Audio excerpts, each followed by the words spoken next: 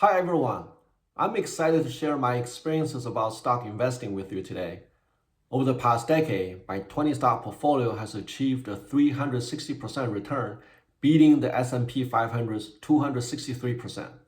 That translates to an annualized return of 16.5%. And over the last 5 years, I've averaged over 19% return annually, outperforming the S&P 500's 14%. In today's video, I will break down my stock investing strategies, review my stock portfolio updated for 2025, and show you how I consistently outperform the S&P 500. These strategies are based on key investment principles from Warren Buffett and learnings from my 28 years of stock investing. Did you know that 80% of retail investors lose money when investing in individual stocks? Even the professionals struggle. 85% of actively managed funds have underperformed S&P 500 over the past 20 years. These figures show just how tough it can be to beat the market. That's why Warren Buffett advises most people to stick with index funds like the S&P 500 ETF. If you prefer passive investing and want to avoid the complexity of stock picking, check out my other video on the 2 ETFs to buy and hold forever, linked in the description. But if you're ready to learn how to outperform the market, this video is for you. When I talk about stock investing, I'm talking about buying high quality companies and holding them long term as they appreciate in value. This is different from short-term trading. I typically hold stocks for a minimum of 2 years, sometimes over a decade. Warren Buffett's favorite holding period is forever because he doesn't just buy shares. He buys pieces of businesses. This mindset is essential because it lets you benefit from the compounding returns over time. If you find a business that consistently makes more money year after year, why wouldn't you want to hold it forever? To be a good stock investor, you must think like a business owner. A successful business owner doesn't check the company's value daily. They focus on the fundamentals, how well the company is running, how it makes money, who its customers are, and what the future holds. The same goes for investing. Even when a business faces tough times and temporary profit declines, a long-term mindset is key. Take these two examples. After 9/11 attacks and the COVID-19 outbreak, airline, aerospace, restaurant, and hospitality stocks crashed. Many investors panicked and sold their shares, only to watch stock prices roll back to all-time highs within months. Experience and common sense remind us people will always need to travel and eat out, and governments will step in to address major challenges. That's why these disruptions, while significant, tend to be temporary. Good business owners don't panic and sell everything when things get tough. Instead, they assess the risks, make smart moves like slowing down expansion, preserve cash, and looking for opportunities to acquire competitors at a discount. As Warren Buffett famously said, be fearful when others are greedy and greedy when others are fearful. This wisdom also applies when the market is reaching bubble levels about to burst. During the dot-com era, for example, many internet companies, despite losing money, were valued at 100 times their price to sales or 500 times their PE if they were profitable. Buffett was mocked by the Wall Street analysts for his old-school, value-based investing style and missing out the tech stock boom until the bubble burst. The Nasdaq lost nearly 80% of its value. Remember, the market isn't always efficiently priced. It's often driven by greed and fear. This is when the smart investors can profit from it. Buffett buys companies with simple business model that he understands. For example, the insurance and consumer staple companies like Geico and Coca-Cola. He looks for companies with a strong moat, having a competitive edge, a trusted brand, and pricing power. He likes businesses that offer products independent of the macroeconomic environment. As he often says, whether there's a recession or not, people will always drink Coke. When it comes to portfolio management, Buffett prefers concentration. Concentration means investors stay focused, avoid distractions. They spend their limited time on a handful of companies, staying up to date on their business developments, earnings report, and strategic initiatives. This aligns with the principle of having a business owner's mindset, focusing on in-depth knowledge of a few companies rather than spreading yourself thin. A responsible investor should evaluate any changes in earnings or business strategies to determine if they align with company's long-term growth objectives. Greater profits are made through concentration, not diversification.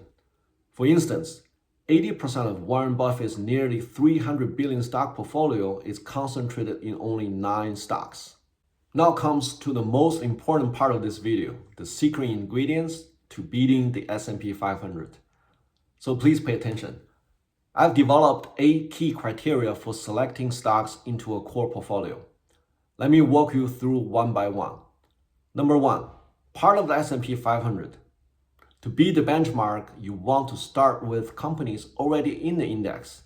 The S&P 500 consists of the largest 500 companies in the US. The index follows a strict selection and rebalancing process to remove underperformers. Take advantage of that, then identify the best companies within the index to be part of your core holdings. That's how you increase your chance of outperforming the whole index. Number 2, strong ecosystem. A strong ecosystem enhances customer stickiness and strengthens a business moat. For example, Apple demonstrates this by seamlessly integrating its products and services. The iPhone serves as the core device, the Apple Watch relays calls and messages, and AirDrop enables easy file sharing. iCloud further strengthens the experience by syncing and backing up data across all devices. The stronger the ecosystem, the better the user experience, and making it harder for them to switch to competitors. Number 3, understandable business model. With an engineering and computer science background, I enjoy exploring technologies and innovative business solutions. I have a high-level understanding of how tech companies operate and I appreciate their products and services in solving everyday problems.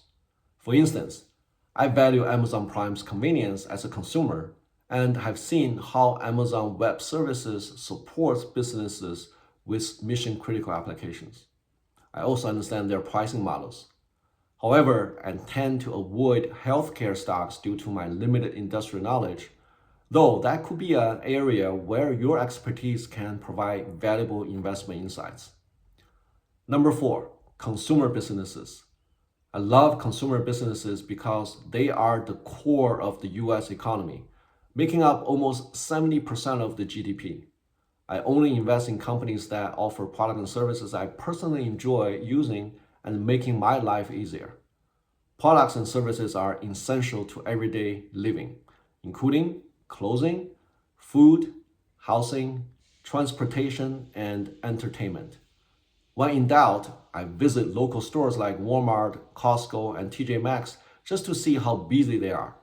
With a lot of misinformation in the media, having a simple and reliable way to validate your investment thesis is crucial. Number 5, monopoly status. I only consider companies that are top 3 in their industry. These companies have pricing power on both the consumer and the supply sides. They can justify raising product or service fees without worrying about losing customers. For example, Costco and Netflix periodically increase their prices, which drives higher profit margin. Apple and Nvidia also have negotiating power with their suppliers to lower purchasing costs. Number 6, profitable. The companies I invest in must be profitable. Early in my investing career, I got burned too many times by chasing hot stocks based on hype or stories, even when the businesses are losing millions each quarter. Don't waste your hard-earned money on companies that can't generate profit. A good business is the one that makes money and has the potential to earn even more in the future. Number 7, align with megatrends. You want to focus on businesses that are riding the wave of megatrends. These trends create a tailwind for companies operating in competitive environments driven by higher customer demand. For example, during the pandemic, remote work and digitalization was major megatrends, benefiting companies like Zoom and DocuSign. Current megatrends include AI development and rapid digital transformation. This benefits hyperscaler and AI hardware and software companies like Amazon, Microsoft, Nvidia, Palantir, and Salesforce. The aging population and urbanization. As baby boomers age, healthcare companies such as GE Healthcare and Eli Lilly are poised to thrive. Meanwhile, migration to urban areas driving more traffic to wholesalers and restaurant chains like Walmart and Starbucks. Inflation pressure and political uncertainties. Companies like Walmart and Costco are the best at sourcing products and passing savings onto consumers. As shoppers become more price sensitive, wholesalers see more business. Given the political uncertainty and potential trade wars, I'd prioritize companies with less exposure to international or China risks, such as TJ Maxx and T-Mobile US. Number 8, strong and responsible leadership. This is another key principle of Buffett's investing approach. A great leader not only delivers consistent results, but also has the vision to steer the company toward innovation and make a positive impact on society. Leaders like Tim Cook of Apple, Jason Huang of Nvidia, Satya Nadella of Microsoft, Brian Niccol of Starbucks, and Elon Musk of Tesla are examples of this type of leadership. For a stock to be part of the core position, it doesn't need to meet all criteria, but it should at least satisfy 4. Have a business model you understand, being profitable, having a monopoly status, and align with one or more current megatrends. To be clear, even if a company meets all 8 qualifications, there's no guarantee it will outperform the S&P 500 each year or even appreciate in value. Therefore, it's critical to manage your core portfolio with a risk mitigation allocation strategy.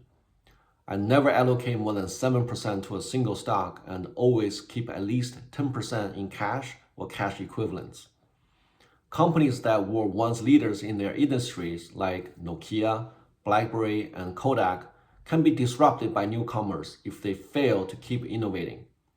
It is important to review your portfolio to ensure companies still meet the qualifications and adjust your allocation of holdings at least once a year.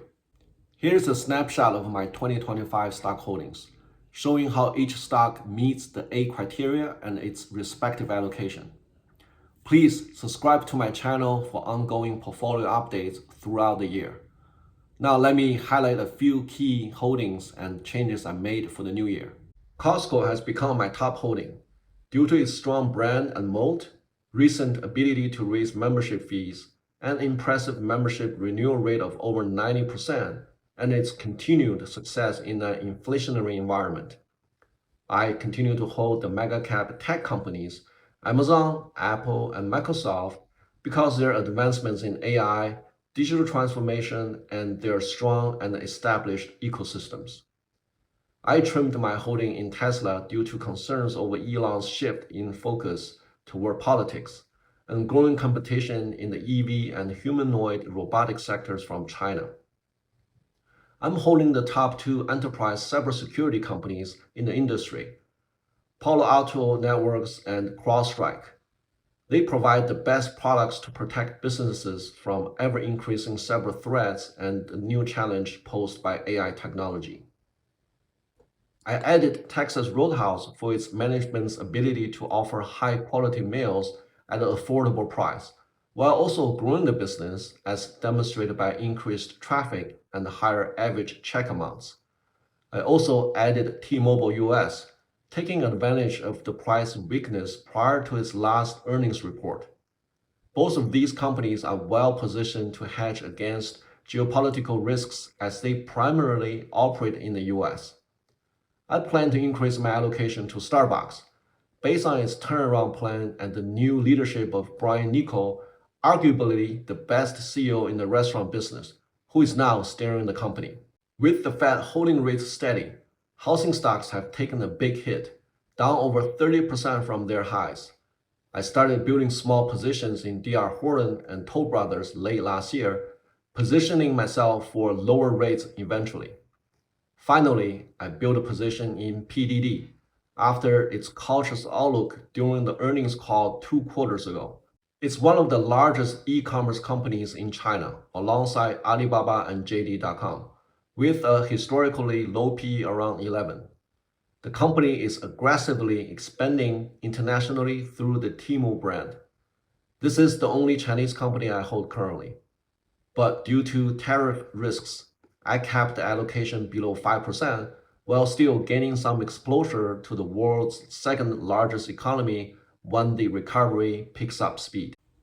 Investing in individual stocks can be risky, not because investors lack the skills to be successful, but because they often fall victim to distractions, information overload, misinformation, bad company traps, emotions, and short-term temptations.